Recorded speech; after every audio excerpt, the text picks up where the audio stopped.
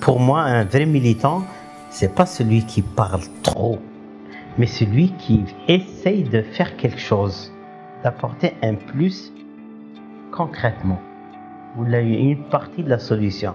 On ne peut pas trouver une solution d'une société. La solution globale de la société, c'est la société qui la trouve, qui doit la trouver.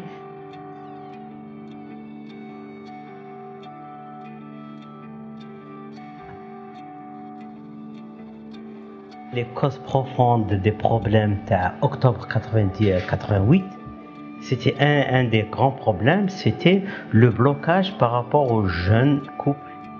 Et même si des gens qui ont réussi leurs études, etc., il n'y avait pas de logement. Il y avait le marché du logement, il y avait beaucoup plus de demandes que d'offres. Alors il y avait un blocage, il y avait la spéculation. Pour avoir un appartement décent, normal à Alger ou là, il vous faut minimum entre 60 et 80 ans de travail pour acquérir un logement en toute dignité. Alors donc il fallait trouver une solution à ça. Et au niveau de Ghartaya, comme toutes les régions d'Algérie, il y avait ce problème. Quand il y a une maison ou un appartement qui est aux enchères, vu que question d'offre et de demande, c'est quelqu'un qui est déjà aisé qui peut l'acheter. Et le jeune ne peut pas l'acheter. Conséquence de ça, il y a la lutte des classes. Alors il fallait trouver une solution. La solution, c'est on a voulu créer une cité jdida.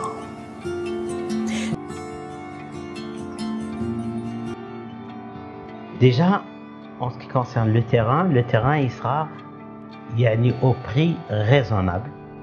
Et vu que c'est un terrain domanial, donc on l'a acheté Medoula, Sahara, Jbel, il n'y avait absolument rien. Donc déjà on gagne le prix du terrain. Si on ne le paye pas, on l'achète, les domaines, mais le prix il est beaucoup plus à la portée que...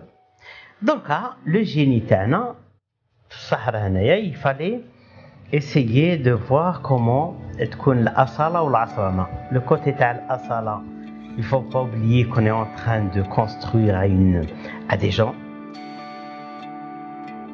qui ont une histoire, qui ont une culture, qui ont une religion. Et c'est des gens du XXIe siècle. Il y a en tout 1050. Donc c'est une cité qui fait à peu près entre les 5500 à 6000 habitants. On a construit par étapes. On a commencé par 200, on va 1940, on va 200, je crois c'est bien ça, on va 183. Alors la première étape elle a été achevée et distribuée en novembre 2000. Et alhamdoulilah, ce projet, un de ses avantages ou de ses réussites, à nos yeux, c'est le fait on a fait depuis 2000, on a fait 7 ou 8 distributions, le plus. Et alhamdoulilah, on n'a jamais eu de problème à la distribution. Notre principe, ما نعطيوش الدار لواحد ما كاش اللي يقي يشريها هكذايا باش يعرف لها قيمتها.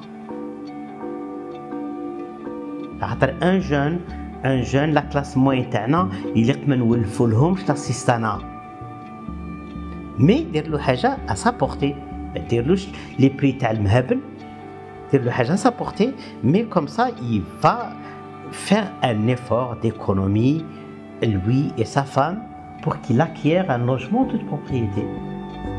Voilà. Alors les principes pour qu'il puisse bénéficier d'un logement à Tafilet Tajdid, il faut premièrement qu'il soit marié. On ne vend pas des célibataires. Pour la simple raison, vu qu'il y a la crise, il faut commencer par des couples.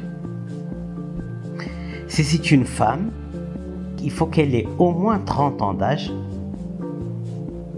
et il faut qu'elle ait soit des enfants à charge, donc mariée, divorcée ou la zouj ta'a toufa ou khlalha des enfants, soit qu'elle ait des parents à charge. C'est-à-dire باش تسكن وحدها ما كاش.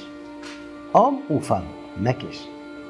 Deuxièmement, il faut qu'il n'ait pas de maison en toute propriété auparavant, sans logement. Troisièmement, il faut qu'il n'ait jamais bénéficié de l'aide de l'État pour le logement. La khatarch, parmi les choses تاع le projet هذايا on a essayé de faire un montage fait premièrement l'État qui lui donne une aide par le biais de la CNL, la Caisse nationale du logement. Deuxièmement, la société civile, c'est disons l'Aïen تاع البلاد qui font ce travail d'une manière bénévole. J'ai oublié de vous dire que c'est un projet à but non lucratif.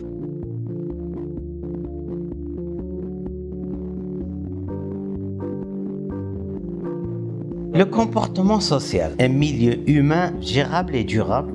Dans le 21e siècle, il faut que ce soit un milieu humain qui ne soit pas trop grand. Pour que la policier, la gendarme, tout le monde connaît tout le monde, ce qui fait tout le monde respecte tout le monde, c'est plus facilement gérable. D'ailleurs, le style qsourien نتاع الصحراء هنايا, pourquoi عبر التاريخ il n'y a pas eu beaucoup de problèmes? Parce que c'est des milieux petits. Et في le cahier de charge تاعنا, chaque propriétaire il doit planter au moins un palmier et un arbre fruitier et un arbre sauvage. Il reste dans l'espace public,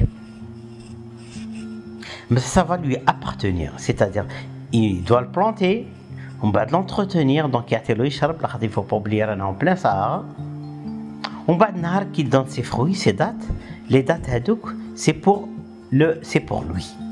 Et de cette manière, vu qu'il est dans l'espace public, donc il y a une chaîne entre les citoyens, entre les enfants, et donc تكبر, donc تجي خشينا, etc.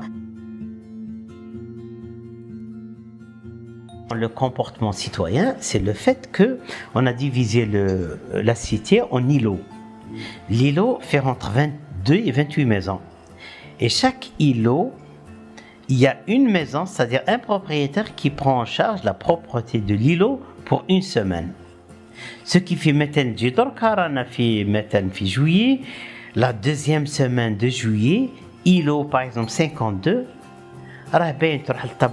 nous avons des associations, une association de quartier, îlot par exemple 52, deuxième semaine de juillet, c'est la famille Intel qui est responsable de la propreté de l'îlot Hadak. Si l'îlot il est propre, c'est grâce à cette famille. Si elle est moins propre, si l'îlot il est moins propre, c'est à cause de cette famille. Et de cette manière, à peu près chaque 13 mois, 14 mois, la première famille la responsabilité. Et ce comportement fait que les enfants يتعلموا la propreté. يتعلموا يعودوا ما يرميوش je ne sais pas moi ياكلوا اسمه يقعدوا لو بو تاع لا غلاس تاعو ولا ما يرميش برا. Il y a des endroits là où il doit le jeter.